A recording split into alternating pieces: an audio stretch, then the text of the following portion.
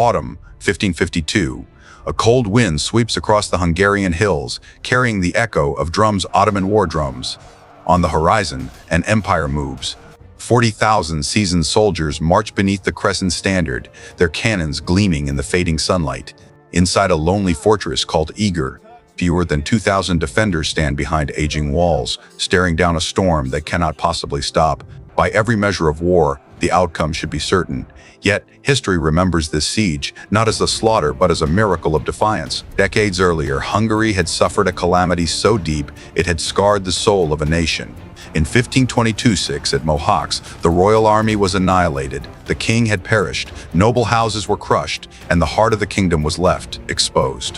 What remained was not unity, but fragments. The fertile south fell under Ottoman rule.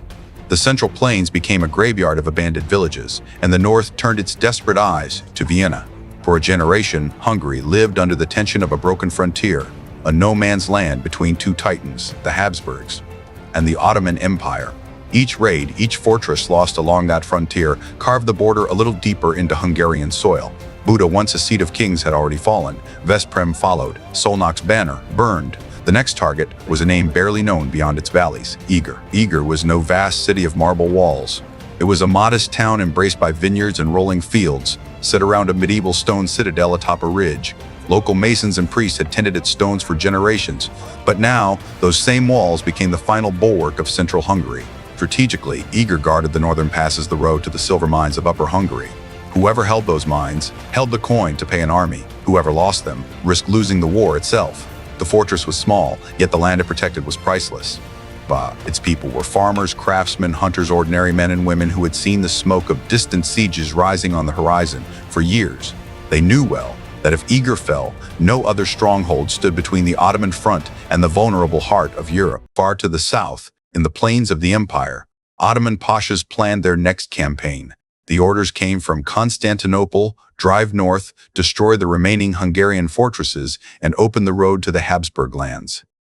Command fell to two seasoned generals, Ahmed Pasha of Buda and Ali Pasha of Temesvar. Between them marched a host of perhaps 40,000 Janissaries, Sipahi cavalry, artillerymen, and engineers. The Ottoman war machine, unmatched in its logistics, moved like an entire civilization on the march. Ox-drawn wagons hauled massive bronze cannons, capable of pulverizing stone walls. Engineers carried lumber, rope, and earthworks equipment for tunnels and siege towers. Blacksmiths traveled with the army to forge repairs in the field. Behind it came the support caravans, food, powder, tents, and medicine. The ground itself trembled where the empire walked. To the commanders, Eger was not a campaign, it was an errand. A small fortress, their scouts reported, poorly manned, lightly supplied. They expected its banners to fall within a week. Inside Eger, the Council of Lords met in silence. They had no illusions. Help from Vienna would not arrive in time, and flight would mean abandoning the entire region. The fortress would either hold, or Hungary's northern heartlands would open to invasion. Leadership of the defense fell to István Dobó, a veteran soldier of calm demeanor and technical mind.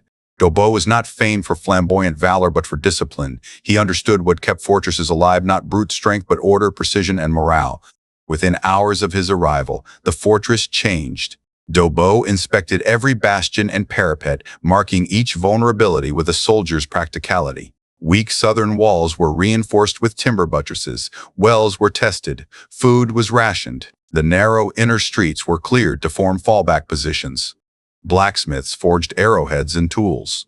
Women filled casks with water and molded bullets from melted metal. Masons patched walls with fresh mortar, often working by torchlight. Even the youth carried stones to the ramparts. Eger became a hive of determination, a small world united by necessity. Among the clatter of work, a young man tested strange contraptions near the inner courtyard. His name was Gergely Bornemissza, a soldier inventor barely in his 20s. To some, he seemed eccentric, forever tinkering with powders and clay jars. To Dobó, his experiments were worth a gamble. Bornemissza's mind fizzed with dangerous ideas. He filled pottery spheres with pitch, oil, and powder primitive grenades that could burst into flames. He built rolling barrels packed with explosives, aimed to ignite whole clusters of attackers. His devices were unpredictable and often terrifying even to test, but in a siege where numbers meant nothing, ingenuity became a weapon in itself. In late September, scouts returned with grim news. dust clouds on the southern plains, glinting steel beneath them. Within days, the Ottoman vanguard crested the horizon. What had once been fields turned into a sea of movement, cavalry banners rippling, tents rising in precise rows, horses snorting in the chill wind. From the battlements, the defenders watched an army build a city beneath them. Lines of trenches were plotted with mathematical discipline. Wooden palisades went up, artillery platforms assembled, and the colossal bronze cannons were dragged into firing position. That night, the fires in the Ottoman camp stretched to the edges of the valley, a constellation of orange embers beneath the fortress. When the drums began slow and resonant, their sound rolled through the stones of Eger like thunder. The siege had begun. At dawn, the first Ottoman cannon spoke. The roar shook dust from every rafter. A stone block splintered loose and crashed into the courtyard below. In moments, more guns joined, 12, 20, 30, the entire valley consumed in echoing thunder. For hour after hour, the southern wall vanished behind a veil of smoke and pulverized stone. The defenders replied with their smaller guns, eager but hopelessly outmatched. Arrows and musket shots traced fleeting arcs, while Dobó moved between bastions, shouting not of glory, but of endurance. Hold your aim, hold your courage. By midday, a crack had opened in the southern bastion. The wall's outer face crumbled, leaving a raw wound in the fortress's skin. Workers rushed forward under fire, filling gaps with beams and rubble. Civilians hauled stones where soldiers would have fallen. The entire garrison acted as one living machine, repairing faster than destruction could spread. And then came Bornemissa's moment. When Ottoman engineers crept forward with ladders and scaling hooks, Bornemissa's team rolled his makeshift fire barrels down the slope. To the attackers, they seemed harmless, just debris from earlier impacts until the first one burst. A rolling fireball of pitch and powder exploded among the forward ranks, scattering men in shrieking panic. Another barrel bounced, bursting midair and splashing burning oil across shields and boots. Flame clung where water could not reach. Confusion rippled through the flawless Ottoman line, just enough for the defenders to find their rhythm. Arrows peppered the retreating engineers, and musketeers fired into the haze, turning momentary hesitation into a rout.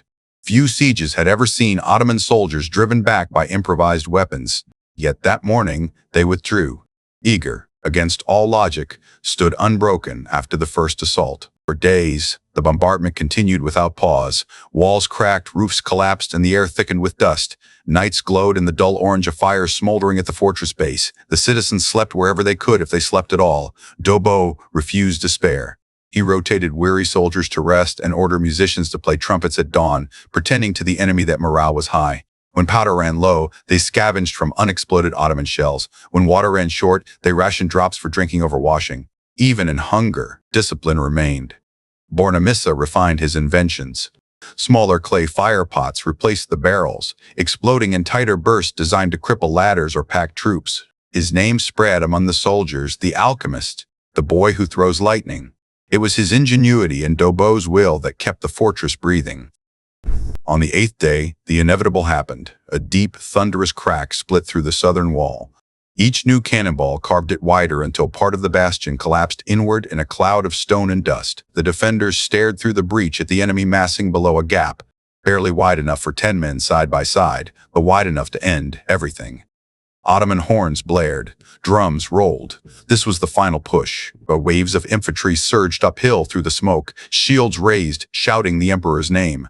Arrows rained down, musket fire flashed, but still the attackers came, climbing over their fallen comrades to reach the jagged opening. The clash within the breach turned into a vortex of steel and bodies hand to hand, face to face, no distance between life and death. Civilians joined the fight, hurling rocks, boiling oil, anything they could grasp. Bonfires flared behind the barricades as Bornemissa's team worked frantically, lighting fuse after fuse. Explosive pots fell into the mass of attackers, bursting into fire and chaos. The narrow space amplified the terror walls of flame, forcing men back even as more pressed forward. Then, as the 9th day waned, a gust of wind shifted. Smoke from the Ottoman artillery blew back toward the valley, cloaking their front lines in their own haze. Orders dissolved into confusion. Some units advanced blindly, others held back, waiting for clarity that never came. A fortress, Dobó saw the hesitation and seized it. With a shout, the defenders surged through the breach, spears leveled, striking into the fog. Firepots burst among the panicked ranks, arrows hissed down from the towers. For the first time, the empire flinched. By nightfall, the attackers had retreated down the slope, leaving hundreds dead among the stones they had shattered. Eger's defenders collapsed where they stood, too exhausted even to cheer. Against every projection, the fortress still held. What followed was silence, the strange quiet that only arrives after disaster fails to happen. For hours, the Ottoman camp lay still. No new bombardment came with the dawn. Scouts on the ramparts watched wagon lines retreat beyond the valley. One by one, the great cannons were pulled from their platforms. After nearly a month of siege, the empire lifted its hand. Ahmed Pasha's calculations had failed. The losses were too high, the season too late. Winter approached, and the fortress that should have fallen in days had cost him thousands. With disciplined efficiency, the Ottoman army turned south, leaving behind only charred earth and the echo of retreating drums. Eger did not erupt in celebration. The defenders had no energy left for triumph. They stood among ruins, walls cracked open, homes burned, comrades wounded. Yet they stood. In an age when most fortresses fell like wheat before the Ottoman scythe, Eger's endurance became legend. Word spread through the valleys, across royal courts, and even into the corridors of Vienna. 2,000 Hungarians and townsfolk had stopped an army 10, 20 times their size. Chroniclers called it God's judgment, others called it a miracle of unity.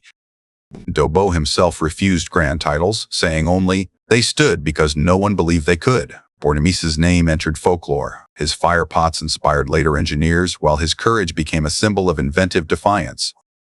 For centuries to follow, Hungarian children learned stories of the boy inventor of Eger, and the soldiers who held the walls when Europe's border trembled. The Siege of Eger did not end the Ottoman threat. Wars would rage on for decades, but it carved something deeper than victory into Europe's memory. It was proof that courage and ingenuity could defy calculation, that even against the machinery of empire, the will of a few could hold a line for all. When historians speak of Eger, they speak not of triumph or conquest, but of endurance, the quiet, stubborn belief that some places are too sacred to yield.